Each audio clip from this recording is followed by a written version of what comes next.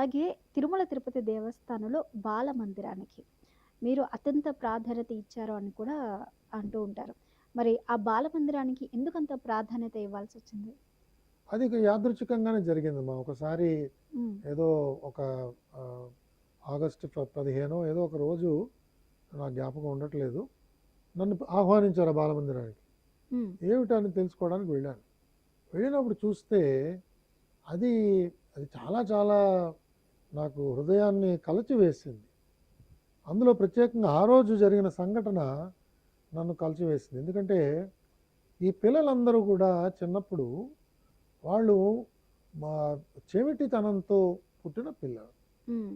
ఎప్పుడైతే పిల్లాడికి, ఆడపిల్లకి చెవుడు ఉంటుందో, వారి ఆ వినికిడి ఎప్పుడైతే కోల్పోయారో వాడికి మాట కూడా రావడం ఆగిపోతుంది. అంటే వారికి మాట్లాడలేరు. వినపడలేనప్పుడు సమాధానం వినపడలేనప్పుడు చెప్పలేదు మాట్లాడలేరు కదమ్మా. కాబట్టి. కాబట్టి హ్మ్. శబ్దం రాదు ఇంకా. సో వాళ్ళు ఆటోమేటిక్గా మాట్లాడగలిగే సామర్థ్యం ఉన్నా కూడా మాట్లాడలేకపోతారు.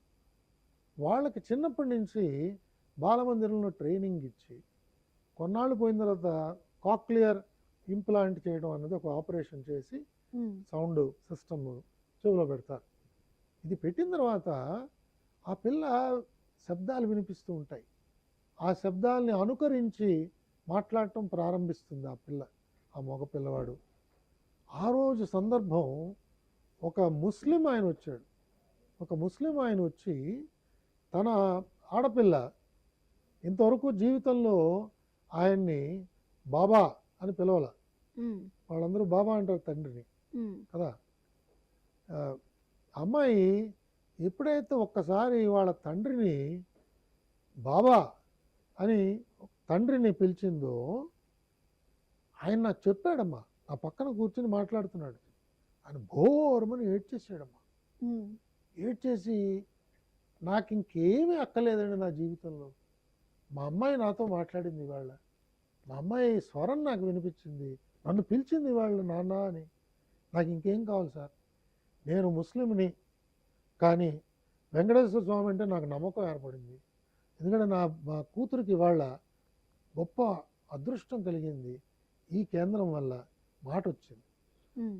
అప్పుడు అతను నాతో ఉన్నాడంటే, అయ్యా మా పిల్లకి మేము ఇక్కడే ఉంటాం, దగ్గరలో ఉంటాం, నేను తీసుకొచ్చి చేర్పించాను, అదృష్టవశాత్తు నయం అయింది, మాటలు బాగా వస్తున్నాయి, ఇంకా అనేక మంది ఉండిపోయారు కదా, ఈ స్వామివారి యొక్క అనుగ్రహాన్ని మీరు ఇంకా మిగతా ప్రాంతాలకు కూడా తీసుకెళ్తే బాగుంటుంది కదా అని ఆయన ప్రేరణ ఇచ్చాడు నాకు.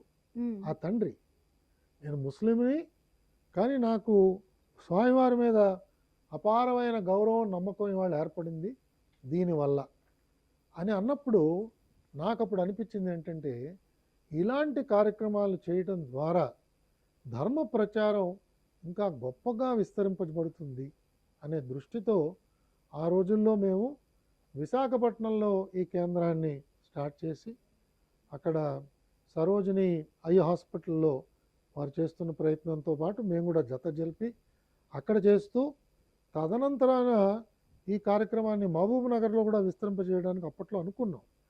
నేను మాట్లాడుతున్నది 2011, 2013. దాని తర్వాత అనేక మార్పులు వచ్చాయి. హ్మ్. మరి తర్వాత ఇంకా బాగా చేస్తున్నారని నేను భావిస్తాను. ఈ పిల్లలందరికీ బాగా మాట రావడానికి ఆడియాలజీ ల్యాబ్ అని చెప్పి పెట్టాలి. వీళ్ళందరికీ కూడా ఎప్పటికప్పుడు పరీక్షలు చేయాలి. దాంట్లో చాలా ప్రక్రియలు ఉన్నాయి.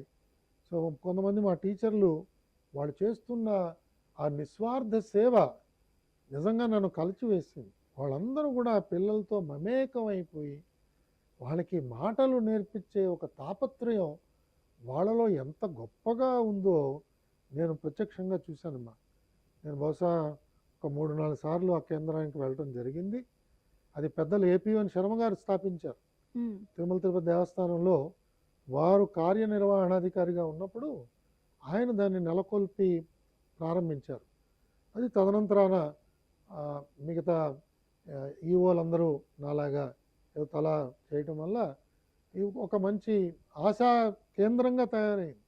ఈ పిల్లలందరికీ భవిష్యత్తు మీద ఆశ రావడం వల్ల వారు 4-5 సంవత్సరాలు ఈ ట్రీట్మెంట్ పొందిన తర్వాత, అంటే సుమారుగా 5-6 తరగతుల్లో వారికి శిక్షణ ఇవ్వడం ప్రారంభిస్తే 10వ తరగతికి వచ్చేటప్పటికి మిగతా పిల్లలతో వీరు సరిసమానంగా అయిపోతున్నారు.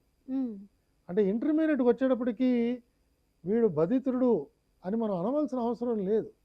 వీడు ఆల్మోస్ట్ నార్మల్ సిటిజన్లో అయిపోతున్నాడు. చక్కగా మాట్లాడుతున్నాడు. కొంచెం అక్కడక్కడ ఒత్తులు ఉంటాయి, బలంగా గట్టిగా మాట్లాడినట్టు అనిపిస్తుంది.